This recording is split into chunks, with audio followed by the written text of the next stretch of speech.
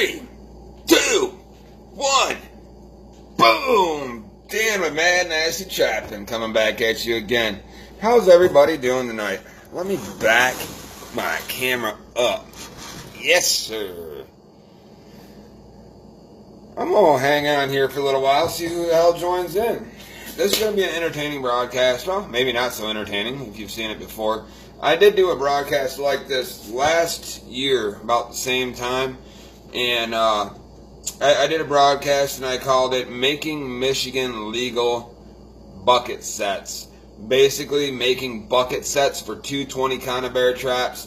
And Michigan has very strict laws upon how to go and build these traps legally to make sure you're within the parameters of what the law says. And I had gone out and did a little bit of research and did a little bit of clarification on how to go and build these bucket sets properly, abiding by all the laws. Okay? So, that being said, we'll start at the beginning here, give you a brief overview. First off, I'm Dan Edwards. Mad Nasty Trapping is the name that I go by. I'm like a 7-year, going into 8-year trapper. I know there's a lot of guys out there that got more experience than I do. But I've done my time, I've done my research, and I can go out there and I can hang with the better of the trappers out there in the woods nowadays. So, that being said, I want to stay law-abiding. I want to go and I want to build all my boxes and my trap buckets and everything that I do out in the woods. I want to make sure that I'm completely legal in doing so. Yeah, Bryce, you're tripping me out, man. So I'll go over this real quick. I don't know how entertaining it's going to be. It'll be a little more entertaining tomorrow when I go and really start, cutting buckets and cutting lids and placing in the 220 conibears into each of the buckets, etc. I went over, I've been looking for lids for quite a while, guys. And anybody that doesn't know, when you're building these bucket sets, okay, let's get into this here. The legal write-up on these bucket sets right here are, number one, the opening has to be 6 inches. And I measure and label so there's no discrepancies about sizes on the entire bucket and any cuts that I do. Okay, so on your Michigan Legal bucket sets, the opening can only be 6 inches. It's 12 inches from top of bucket to bottom of bucket on these particular buckets. So your 6-inch opening here is a 6-inch covering there, making a total of 12 inches. All right, so 6-inch opening is legal limit on bucket sets. As far as your notches go in your buckets, Michigan says that you got to have your trap placed in the notch 6 inches down. Again, mark it. That way there's no discrepancies out in the woods, the DNR or any of that jazz. That's your legality. So that when you go and you put your 220 conibear trap in there, your trap must be at the 6-inch mark. Now, they understand that when that spring goes off, it needs direction both ways to go. So they say that your maximum notch for spring expansion can be a no more than 8 inches. So your trap must be placed when it's set at 6 inches right there on your bucket, and your 8 inches is your maximum on your notch, which gives it room for spring expansion. Okay, so that's the way that it works. That's the laws on sizes in Michigan as of the 2017, 2018, 2019 trapping season. Okay. In the bottom of the bucket here, guys, I drill a hole, and a hole. Allows scent to disperse out the backside, but still not have that bait accessible from the rear. They must go circle around it and go into the entrance of your bucket. This is a pretty good design, guys. I caught many coon in these last year. I'm really ramping up the amount of bucket sets I'm going to be running this year. I'd love to be running somewhere in the neighborhood of 50 to 60 bucket sets because I know they are easy, they work.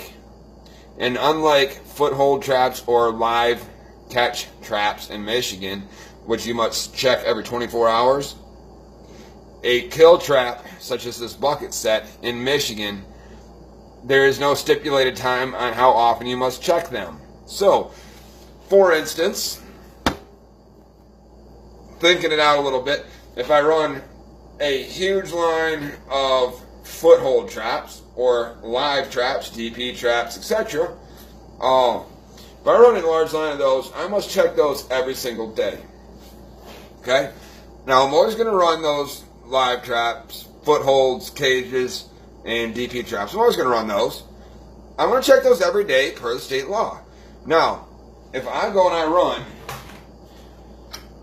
60, 70, 80 of these bucket sets, providing the weather is below freezing and or close to there, these critters are not going to rot in the buckets, guys. And if it's below freezing, it's no different than having it in your deep freezer. You guys can go and, because they are a kill trap, okay? Because they're a kill trap, you can go check them every 2 days, every 3 days, or every 4 days, etc. There's no set time frame in which you must check these traps. So, in doing so, I can run my regular line, 50, 60, 100 traps, whatever it might be on my live traps. And on these ones, I can run a secondary and a third line of those kill trap buckets. I can go out and check them every Monday, Wednesday, Friday, like clockwork on the kill trap buckets. That disperses the time in which I have on the line and makes it feasible and possible to do. So, even if you wanted to do cutbacks, we all work 9 to 5 jobs at minimum, and we're working Monday through Fridays at least. If you're checking your lines Monday through Sunday on your live catch traps, maybe you want to go and run 50, 60 of these bucket sets. And when you run 50 to 60 of these bucket sets, you only check those every Saturday and or every Sunday, once a week. You can legally do so per the hunting law book, or the trapping law book here in Michigan, okay? And of course, always fact check me. I'm not a DNR officer, or, I'm going off of what I strictly read in this year's current law book in Michigan, okay? So, running these bucket sets is a beautiful thing when you can check them once a week below freezing temperature, making sure that your animals don't turn green on you and you lose for $1. So, that's my plan. I'm building as many of these buckets as I can. 50, 60, 70, 80, 90, 100 of these buckets would be ideal, providing I can afford to put that many goddamn 220 traps out there and have the space in which to put them, and then run that 50 to 100 line, ideally, of bucket sets twice a week. Check 25 of them, or 25 or 50 of them on Saturday, check 25 or 50 of them on Sunday, and then that's on top of the catch I usually have that I will check daily or nightly, every 24 hours per the law, on the live catch traps. So, doing these is very, very beneficial when you're catching your coons and your possums, guys. So, basically, I showed you the marks on there. Tonight, what I am doing here is I went to Menards. This I don't know, I guess you could call it a home improvement store or something like that. But Menards, I guess it's across the United States. Multiple states have them. Finding these 5-gallon pails at a good affordable price. I've seen them in the $4 to $6 range typically. I know you get the orange Homer buckets, from Home Depot. I think they're about maybe, they're maybe about $3 or $4-ish. But I went to Menards, and I got me a stack of green buckets. And the first step to coming back is you get your tape measure right here. That way you make sure you got your measurements all proper, guys. When you get your measurements out, you go to where your handles are, because you don't need the handles. I usually lop the handles off. I see no need to have them there. They get in the way, and you know, the hell with it. You don't need them. Cut them off. So basically what you do is you go and you run. I'm going to see if I can get this in the camera here, guys. Let's see here. You're going to go and run your buckets. Alright? You're going to go on each side of your handle. Okay? First mark you're going to go down for your trap placement is 6 inches. Okay? Your second mark is your spring expansion lowest most point, 8 inches. Okay? And you're going to move your handle to the opposite side. You're going to come over here. You're going to go and mark out your 6 inches, mark out your 8 inches. Then you're going to go take your Sharpie marker, mark it 6 inches, 6 inches, 8 inches, 8 inches, line it, and then do the same on the opposite side of the bucket. Get your measurements done on each of your buckets, guys. That be step one. And that's about where I'm going to get to tonight, because it is late. I'm probably going to go and run another live stream video tomorrow on the stages of building these buckets. Come on, you sons of bitches. Ugh. Actually cutting them out, making the, I'm going to run another video on cutting the notches out. And I got told last year, I couldn't find lids. I went and, I had to have my 6-inch opening, and a 6-inch cover. So when I did so, I says, you know what, it doesn't say what you have to cover it with. You can cover it with a plastic bag halfway. You can cover it with a piece of cardboard or whatever. I said, hey, you know what, screw it. I had white buckets. I went and I got rolls of white duct tape, and I could not find lids anywhere. I found maybe a half a dozen lids, and then once I bought those off the shelf, I couldn't find them anymore in any other stores. They never restocked them. Lids on these buckets are a commodity, guys. You cannot freaking find them. But I found a store that has them. Menards has the lids. Okay? And like I said, the typical buckets will run you, I've seen them $4 to $6 a piece for the buckets. Typically the lids are in the neighborhood of about $2.50 to $3. I'm really happy with Menards. These are nice sturdy buckets. They're not cheap, flimsy junk. And these suckers right here are right in the neighborhood of about, I want to say about $3.75 a bucket. And the lids, no, these are $2.65 a bucket, guys. And then the lids are running at $1.67. You can get the lids. You cut the lids in half, and I'll show you guys this on the next video. You cut the lids in half, and one lid works on 2 buckets.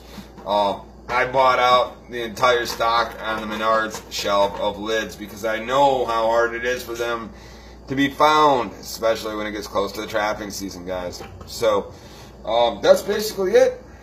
I was just coming on here to say hi to everybody, see who was willing to jump up in this live stream, and just kind of go over what I went over last year on live about how to make these bucket sets, guys. So I guess that's where I'll probably end it for the night. Let me get all these marks made on these buckets, and I'll be back to you with part 2 on making Michigan legal bucket sets. Thanks for tuning in, guys. I'm Dan Edwards, Mad Nasty Trapping. You can get a hold of me on YouTube channel, Mad Nasty Trapping. Make sure you hit that subscribe and that notification bell. Smash that like button and post comments below, guys. You can get me on Facebook, Dan Edwards. Facebook Messenger, Dan Edwards. I reply to almost every comment I get as soon as I receive them. It's nice to get comments from all my fans and followers and supporters, guys. Kick the messages my way. I love it. You can get a hold of me on Snapchat, Mad Nasty Trappin', Instagram, Mad Nasty Trapping, and yeah, that's basically it. I think I plugged all the channels. And Live Me app. There you go. Mad Nasty Trapping. Twitter, Mad Nasty Trapping. Basically, Mad Nasty Trapping all the way across the board. You can get a hold of me. And I greatly appreciate all my fans, followers, subscribers. You guys mean everything to me. Stay tuned right here for the second part of this series on making Michigan legal bucket sets for 220 conibear traps and catching coons. Thanks, guys. Have a great evening.